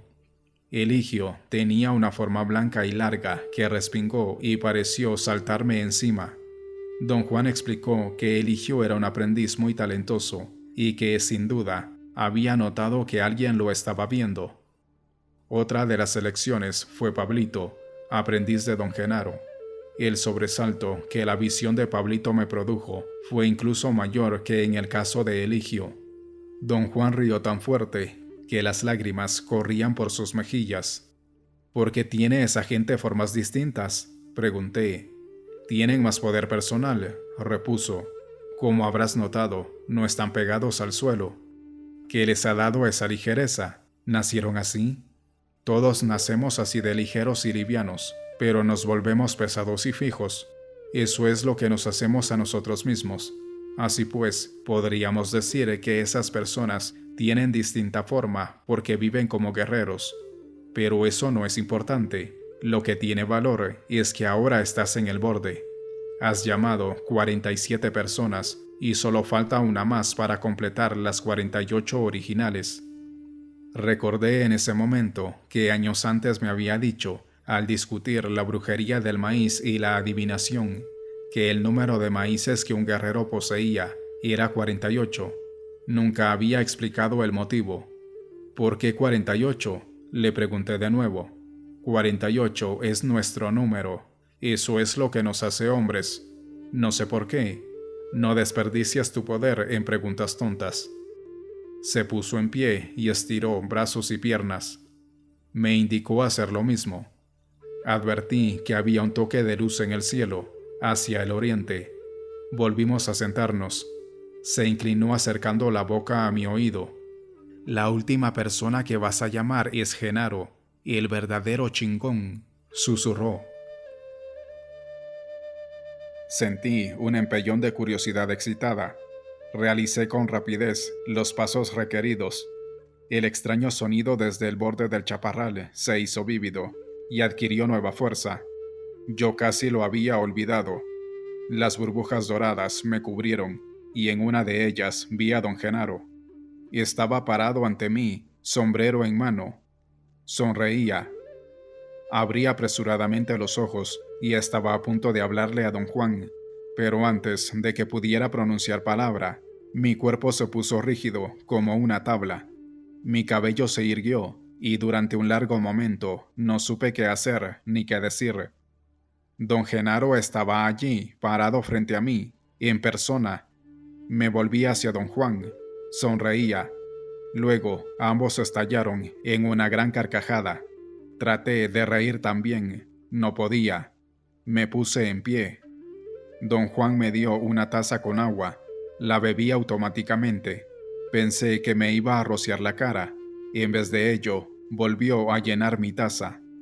Don Genaro se rascó la cabeza y ocultó una sonrisa. ¿No vas a saludar a Genaro?, preguntó don Juan. Requerí un enorme esfuerzo para organizar mis ideas y mis sensaciones. Finalmente, mascullé algún saludo. Don Genaro hizo una reverencia. «¿Me llamaste, verdad?», preguntó sonriendo. Murmurando, expresé mi asombro por haberlo hallado allí. Sí te llamó, interpuso don Juan. Bueno, pues aquí estoy, me dijo don Genaro. ¿En qué te puedo servir? Poco a poco, mi mente pareció organizarse y finalmente tuve una comprensión súbita. Mis ideas se hicieron claras como el cristal y supe lo que en verdad había ocurrido. Deduje que don Genaro estaba de visita con don Juan y que, al oír acercarse mi coche, se metió en el matorral y permaneció escondido hasta caer la noche. La evidencia me parecía convincente. Don Juan, que sin duda había planeado todo el asunto, me dio pistas de tiempo en tiempo, guiando así su desarrollo. En el momento adecuado, don Genaro me hizo notar su presencia, y cuando don Juan y yo volvíamos a la casa, nos siguió de la manera más obvia con el fin de despertar mi temor. Luego esperó en el chaparral, produciendo el extraño sonido cada vez que don Juan se lo indicaba. La señal final de abandonar el refugio de las matas debió darse cuando mis ojos estaban cerrados, después de que don Juan me pidió llamar a don Genaro. Entonces don Genaro debió llegarse hasta la ramada para esperar que yo abriera los ojos y darme un susto final. Las únicas incongruencias en mi esquema de explicación lógica era que yo había visto, sin lugar a dudas, que el hombre oculto entre las matas se convertía en pájaro, y que al visualizar a don Genaro por vez primera, lo vi como una imagen en una burbuja dorada. En mi visión, llevaba exactamente las mismas ropas que en persona. Como yo no tenía ninguna manera lógica de explicar dichas incongruencias, asumí, como siempre he hecho en circunstancias similares, que la tensión emocional debía haber jugado un papel importante en determinar lo que yo creí ver. Eché a reír en forma totalmente involuntaria ante la idea de la absurda treta. Les hablé de mis deducciones. Ellos rieron a mandíbula batiente. Pensé con toda sinceridad que su risa los delataba. Estaba escondido en las matas, ¿verdad? Pregunté a don Genaro. Don Juan tomó asiento y puso la cabeza entre las manos. No, no estaba escondido, dijo don Genaro con paciencia. Estaba lejos de aquí, y entonces me llamaste, así que vine a verte. ¿Dónde estaba usted, don Genaro? Lejos. ¿Qué tan lejos? Don Juan me interrumpió y dijo que don Genaro había venido como un acto de deferencia hacia mí y que yo no podía preguntarle dónde había estado, porque no había estado en parte alguna. Don Genaro salió en mi defensa y dijo que estaba bien preguntarle cualquier cosa. Si no andaba escondido cerca de la casa, ¿dónde estaba usted, don Genaro? Pregunté. Estaba en mi casa, repuso con gran candor. ¿En Oaxaca? Sí, es la única casa que tengo. Se miraron y nuevamente soltaron la risa. Yo sabía que me embromaban, pero decidí no llevar más lejos mis averiguaciones. Pensé que ambos debían haber tenido una razón para ponerse a montar un espectáculo tan complicado. Tomé asiento. Me sentía verdaderamente cortado en dos. Cierta parte de mi ser no se sobresaltaba en absoluto, y podía aceptar en su valor aparente cualquier reto de don Juan o don Genaro, pero había otra parte que se negaba de plano. Era mi parte más fuerte. Mi evaluación consciente era que yo había aceptado la descripción mágica del mundo dada por don Juan solo en términos intelectuales, mientras que mi cuerpo como entidad completa la rechazaba. De ahí mi dilema. Sin embargo, en el curso de los años que tenía de tratar a don Juan y a don Genaro, yo había experimentado fenómenos extraordinarios, y todos habían sido experiencias corporales, no intelectuales. Esa misma noche yo había ejecutado la marcha de poder, lo cual, desde la perspectiva de mi intelecto, era una hazaña inconcebible, y más aún, había tenido visiones increíbles sin usar otro medio que mi propia volición. Les expliqué la naturaleza de mi desconcierto, doloroso y al mismo tiempo sincero. Este muchacho es un genio, dijo don Juan a don Genaro, meneando la cabeza con incredulidad. Eres un geniete, Carlitos, dijo don Genaro, como transmitiendo un mensaje. Tomaron asiento junto a mí, don Juan a la derecha y don Genaro a la izquierda. Don Juan observó que pronto sería de mañana.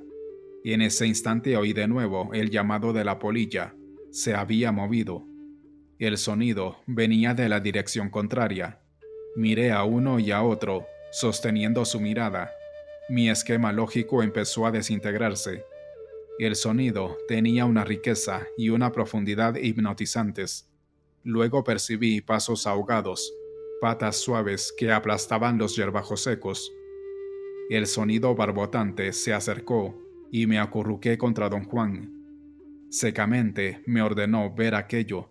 Hice un esfuerzo supremo, no tanto para complacerlo como para complacerme a mí mismo. Había estado seguro de que don Genaro era la polilla, pero don Genaro estaba sentado junto a mí. ¿Qué había entonces entre las matas? ¿Una polilla? El barbotar resonaba en mis oídos. Yo no podía parar por entero mi diálogo interno. Oía el sonido, pero no podía sentirlo en el cuerpo, como antes. Percibí pasos definidos. Algo se deslizaba en la oscuridad. Hubo un fuerte crujido, como si una rama se partiera en dos, y de pronto me aferró un recuerdo aterrorizante. Años atrás había pasado una noche tremenda en el yermo, y algo me hostigó, algo muy ligero y suave que pisó mi cuello repetidas veces, mientras yo yacía agazapado. Don Juan había explicado el evento como un encuentro con el aliado, una fuerza misteriosa que el brujo aprendía a percibir como entidad. Me incliné hacia don Juan y susurré mi recuerdo. Don Genaro se nos acercó caminando a gatas. ¿Qué dijo?, preguntó a don Juan en un susurro. Dijo que allí anda un aliado, repuso don Juan en voz baja. Don Genaro regresó gateando a su sitio y se sentó. Luego se volvió hacia mí y susurró en voz baja. «Eres un genio». Rieron calladamente. Don Genaro señaló el matorral con un movimiento de barbilla. «Anda allá afuera y agárralo», dijo. «Desnúdate y métele un buen susto a ese aliado». Se sacudieron de risa. Mientras tanto, el sonido había cesado. Don Juan me ordenó detener mis pensamientos, pero conservar los ojos abiertos, enfocados en el borde del chaparral frente a mí. Dijo que la polilla había cambiado de posición porque don Genaro estaba allí, y que si se me iba a manifestar, elegiría llegar por tal punto. Tras luchar un momento por aquietar mis ideas, percibí otra vez el sonido. Su textura era más rica que nunca. Primero oí los pasos apagados sobre ramas secas, y luego los sentí en mi cuerpo. Y en ese instante discerní una masa oscura directamente frente a mí, al filo de las matas. Sentí que me sacudían. Abrí los ojos. Don Juan y don Genaro se erguían a mi lado, y yo estaba de rodillas, como si me hubiera dormido agazapado. Don Juan me dio agua, y volví a sentarme con la espalda contra la pared. Poco rato después vino la aurora. El chaparral pareció despertar. El frío matinal era terso y vigorizante. La polilla no había sido don Genaro. Mi estructura racional se caía a pedazos. No quería hacer más preguntas, tampoco quería permanecer en silencio. Finalmente tuve que hablar. Pero si usted estaba en las sierras de Oaxaca, don Genaro, ¿cómo llegó aquí? Don Genaro hizo con la boca gestos absurdos e hilarantes. Lo siento, dijo, mi boca no quiere hablar. Luego se volvió hacia don Juan y dijo sonriendo, ¿por qué no le dices tú? Don Juan titubeó. Luego dijo que don Genaro, como consumado artista de la brujería, era capaz de hechos prodigiosos. El pecho de don Genaro se hinchó como si las palabras de don Juan lo inflaran. Parecía haber inhalado tanto aire que su pecho se miraba el doble del tamaño normal. Daba la impresión de hallarse a punto de flotar. Saltó por los aires. Me pareció como si el aire dentro de sus pulmones lo hubiera forzado a saltar. Caminó de un lado a otro sobre el piso de tierra, hasta que, aparentemente, logró adquirir control sobre su pecho. Le dio de palmadas y con gran fuerza pasó las palmas de las manos desde los músculos pectorales hasta el estómago, como si desinflara la cámara de una llanta. Finalmente tomó asiento. Don Juan sonreía. Un gran deleite brillaba en sus ojos. «Escribe tus notas», me ordenó suavemente. «Escribe, escribe o te mueres». Luego comentó que ya ni siquiera don Genaro sentía que mi hábito de tomar notas fuera tan extravagante. «Cierto», replicó don Genaro. «He estado pensando en ponerme a escribir yo también». «Genaro es un hombre de conocimiento», dijo don Juan con sequedad, «y siendo un hombre de conocimiento, es perfectamente capaz de trasladarse a grandes distancias». Me recordó que una vez, años antes, los tres estábamos en las montañas, y don Genaro, en un esfuerzo por ayudarme a superar mi estúpida razón, dio un salto prodigioso hasta la cumbre de la sierra, a 15 kilómetros de distancia. El incidente figuraba en mi memoria, pero también el hecho de que yo ni siquiera pude concebir que don Genaro hubiera saltado. Don Juan añadió que don Genaro era en ocasiones capaz de realizar hazañas extraordinarias. «A veces Genaro no es Genaro, sino su doble», dijo. Lo repitió 3 o 4 veces. Luego ambos me observaron, como esperando mi reacción inminente. Yo no había entendido lo de su doble. Don Juan nunca lo había mencionado. Pedí una aclaración. «Hay otro Genaro», explicó. Los tres nos miramos. Me puse muy aprensivo. Con un movimiento de los ojos, don Juan me instó a seguir hablando. «¿Tiene un hermano gemelo?», pregunté, volviéndome a don Genaro. «Claro que sí, tengo un cuate». No pude determinar si me estaba jugando una broma o no. Ambos rieron con el abandono de niños traviesos. «Puedes decir», prosiguió don Juan, «que en este momento Genaro es su cuate». Esa aseveración hizo que ambos se tiraran al suelo entre risas, pero yo no podía disfrutar su regocijo. Mi cuerpo se estremeció involuntariamente. Don Juan dijo, en tono severo, que yo estaba demasiado pesado y engreído. «Déjate ir», me ordenó con sequedad. «Ya sabes que Genaro es un brujo y un guerrero impecable. Por eso es capaz de realizar hechos que serían inconcebibles para el hombre común. Su doble, el otro Genaro, es uno de esos hechos». Quedé sin habla. No podía concebir que simplemente estuvieran burlándose de mí. «Para un guerrero como Genaro», continuó, «producir al otro no es una cosa tan asombrosa». Tras meditar largo rato qué decir, pregunté, «¿Es el otro como uno mismo?». «El otro es uno mismo», replicó don Juan. Su explicación había tomado un giro increíble, y sin embargo no era, en realidad, más increíble que todos los demás hechos de ambos. «¿De qué está hecho el otro?», pregunté a don Juan, tras algunos minutos de indecisión. «No hay forma de saberlo», dijo. «¿Es real o una ilusión?». «Claro que es real». «¿Sería entonces posible decir que está hecho de carne y hueso?», pregunté. «No, no sería posible», respondió don Genaro. «Pero si es tan real como yo». «¿Tan real como tú?», interrumpieron al unísono don Juan y don Genaro. Se miraron entre sí y rieron hasta que pensé que se enfermarían. Don Genaro tiró al piso su sombrero y bailó alrededor.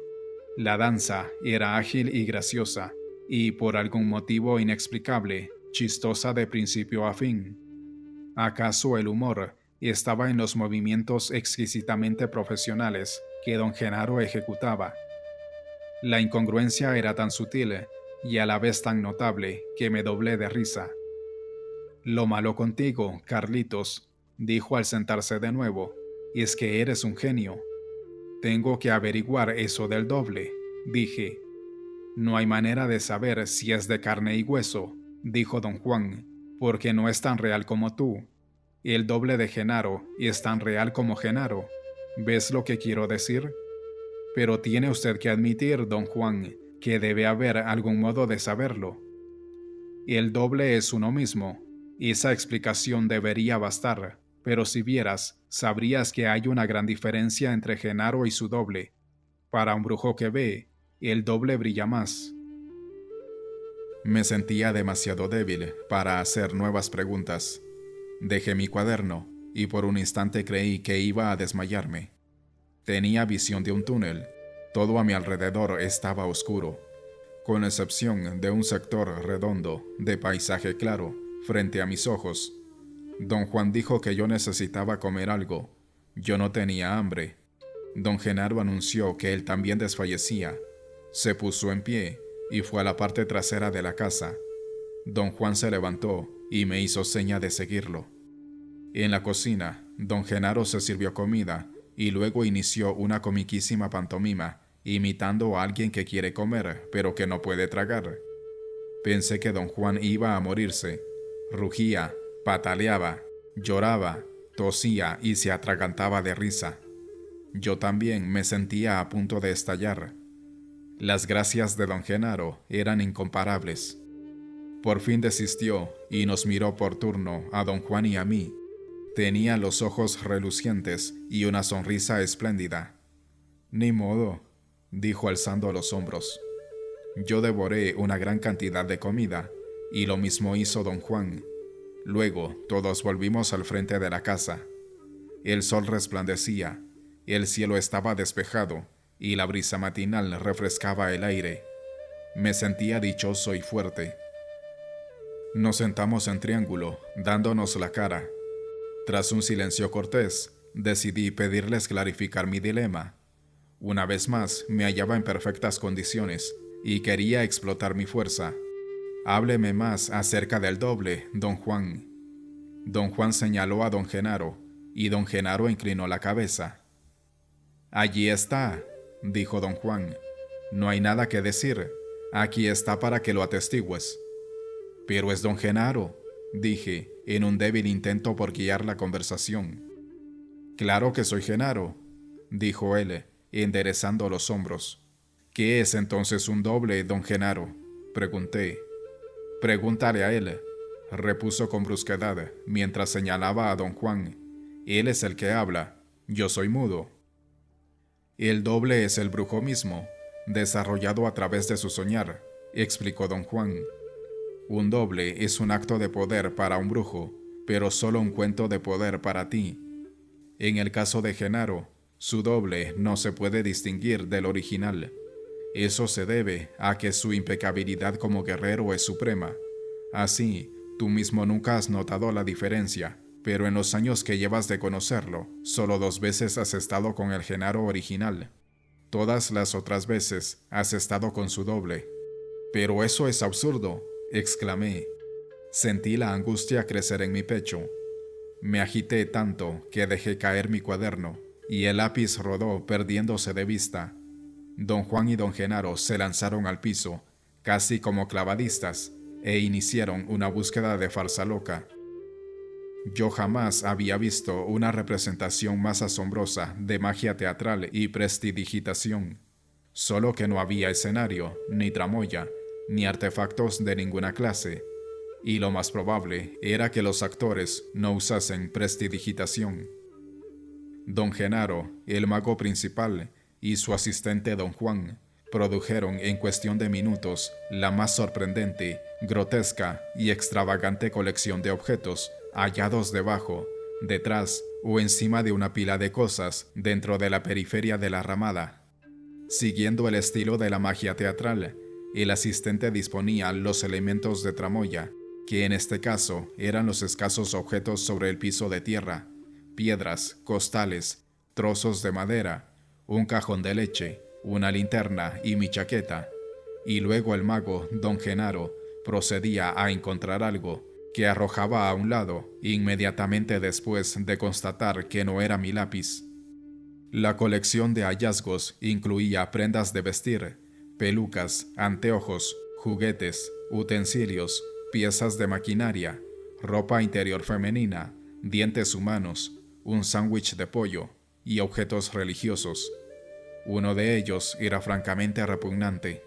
Fue un compacto trozo de excremento humano que don Genaro sacó de debajo de mi chaqueta. Por fin, don Genaro halló mi lápiz y me lo entregó después de quitarle el polvo con el faldón de su camisa.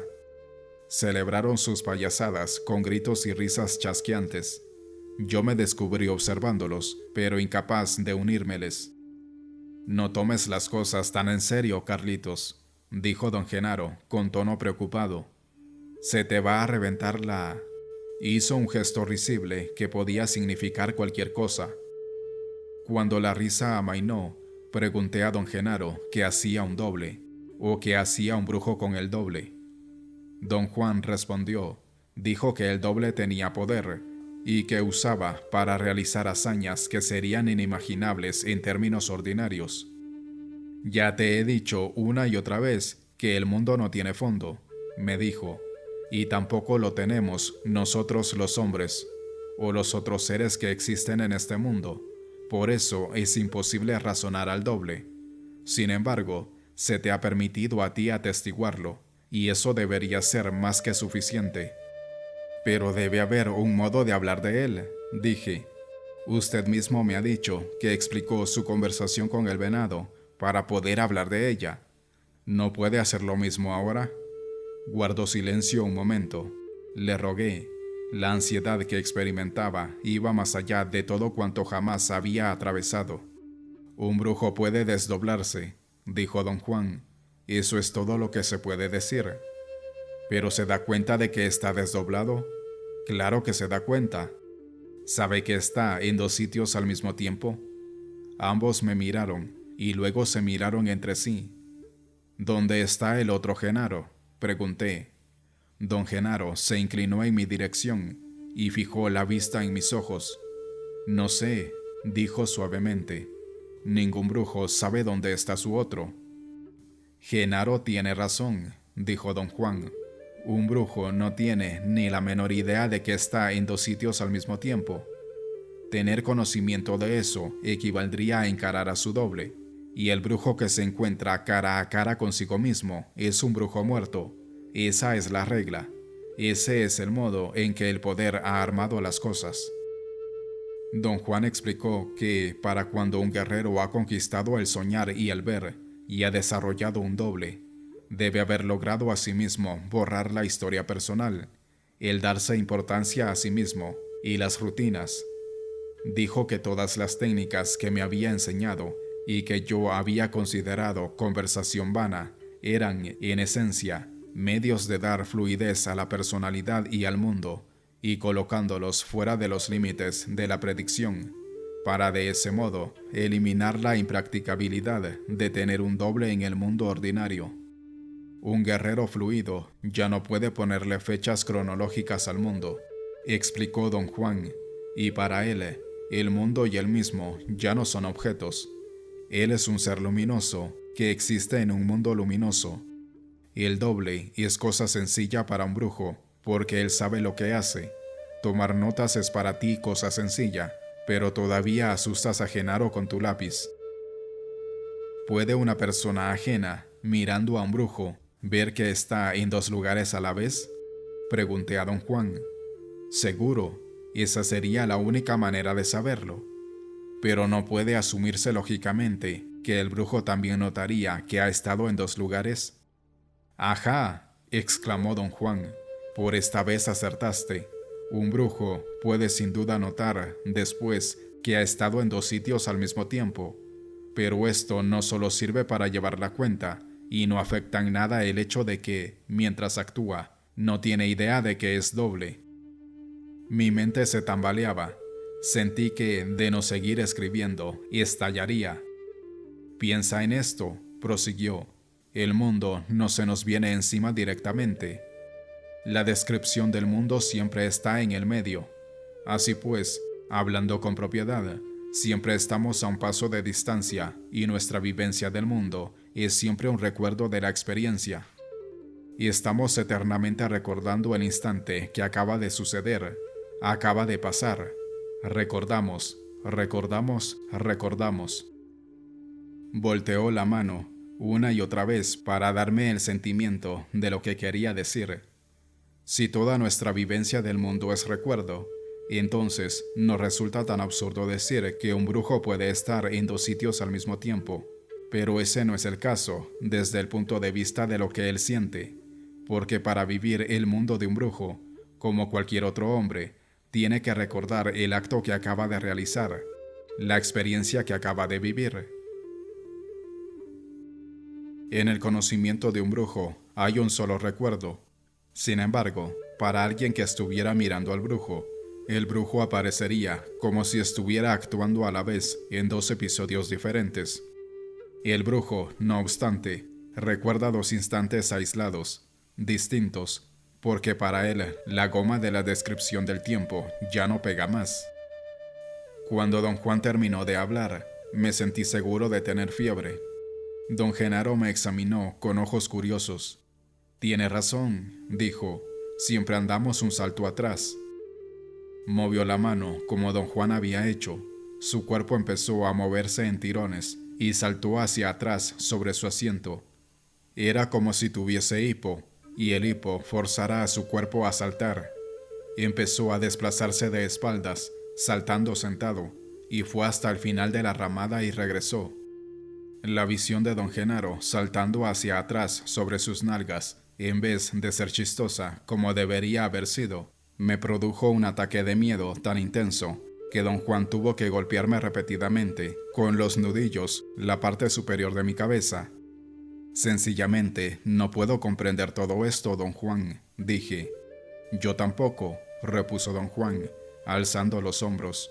«Y yo menos, querido Carlitos», añadió don Genaro. Mi fatiga, el total de mi experiencia sensorial, el ambiente de ligereza y humor que prevalecía, y las payasadas de don Genaro eran demasiado para mis nervios. No podía detener la agitación en los músculos de mi estómago. Don Juan me hizo rodar en el piso hasta que recobré la calma. Luego volví a sentarme encarándolos. «¿Es sólido el doble?», pregunté a don Juan tras un largo silencio. Me miraron. «¿Tiene cuerpo el doble?», pregunté. «Seguro», dijo don Juan. «La solidez y el cuerpo son recuerdos. Al igual que todo lo demás que sentimos del mundo, son recuerdos que acumulamos. Tú tienes el recuerdo de mi solidez, igual que tienes el recuerdo de comunicarte con palabras. Por eso crees que hablaste con un coyote y sientes que soy sólido». Don Juan puso su hombro junto al mío y me dio un leve codazo. «Tócame», dijo. Le di palmadas y luego lo abracé. Me hallaba al borde del llanto. Don Genaro se puso de pie y se me acercó. Daba la impresión de un niño con brillantes ojos traviesos. Hizo un mohín frunciendo los labios y me miró un largo momento. «¿Y yo?», preguntó, tratando de esconder una sonrisa. «¿No vas a darme mi abrazo?». Me levanté y extendí los brazos para tocarlo. Mi cuerpo pareció congelarse en esa postura. No tenía poder para moverme. Traté de forzar mis brazos para alcanzarlo, pero la pugna fue en vano. Don Juan y don Genaro se pararon, observándome. Sentí mi cuerpo contraerse bajo una presión desconocida. Don Genaro tomó asiento y fingió ponerse de mal humor porque yo no lo había abrazado. Frunció la boca y golpeó el suelo con los talones. Luego los dos volvieron a estallar en carcajadas. Los músculos de mi estómago temblaban, sacudiendo todo mi cuerpo. Don Juan señaló que estaba moviendo la cabeza como él había recomendado antes, y que esa era la oportunidad de tranquilizarme, reflejando un rayo de luz en la córnea de mis ojos. Me jaló a la fuerza a campo abierto, fuera del techo de la ramada, y manipuló mi cuerpo para que mis ojos captaran el sol oriental. Pero cuando acabó de ponerme en la posición adecuada, yo había dejado de temblar. Noté que yo aferraba mi cuaderno solamente después de que don Genaro dijo que el peso de las hojas era lo que me hacía estremecer. Aseguré a don Juan que mi cuerpo me jalaba para irme. Agité la mano en dirección de don Genaro. No quería darles tiempo de hacerme cambiar de idea. «Adiós, don Genaro, ya tengo que irme». devolvió el ademán. Don Juan caminó conmigo unos metros hacia mi coche. ¿Usted también tiene un doble, don Juan? Claro, exclamó. Tuve en ese momento una idea enloquecedora. Quise descartarla y marcharme a toda prisa, pero algo en mi interior seguía aguijándome. A lo largo de los años de nuestra relación, se había hecho costumbre que, cada vez que yo deseaba ver a don Juan, iba a Sonora o a México Central y siempre lo hallaba esperándome. Había aprendido a dar eso por sentado y nunca hasta entonces se me había ocurrido pensar nada al respecto. Dígame una cosa, don Juan, dije medio en broma. ¿Usted es usted o usted es su doble? Se inclinó hacia mí. Sonreía. «Mi doble», susurró. Mi cuerpo saltó en el aire, como si me impeliera una fuerza formidable. Corrí a mi coche. «Lo dije en broma», dijo don Juan en voz alta. «Todavía no te puedes ir. Me sigues debiendo 5 días». Ambos corrieron hacia mi auto, mientras yo lo echaba en reversa. Reían y brincoteaban. «Carlitos, llámame cuando quieras», gritó don Genaro.